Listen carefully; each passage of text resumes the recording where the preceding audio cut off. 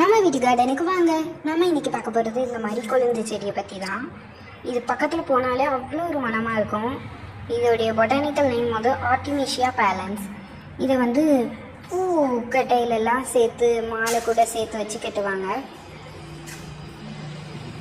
அது மட்டும் இல்லாமல் இதை வந்து குளியல் பொடி எண்ணெய் அதுக்கெல்லாம் நம்ம சேர்க்கலாம். எண்ணெய் காய்ச்சையில் ரொம்ப மனமாக இருக்கும்.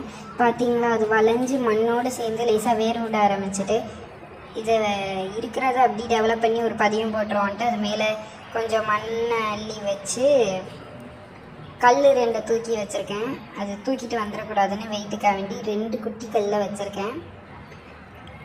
இதை வந்து நம்ம இன்றைக்கி குளியல் பொடிக்கு எடுத்துக்கிறதுக்காக அறுவடை பண்ண போகிறோம். கொஞ்சமாக தான் நான் எடுத்திருக்கேன். ஏன்னா நம்ம ஒரே ஏரியாவும் ட்ரிம் பண்ணி விட்டுற முடியாது. சம்மர் மந்த்து எப்படி வளருதுன்னு வேறு தெரியல.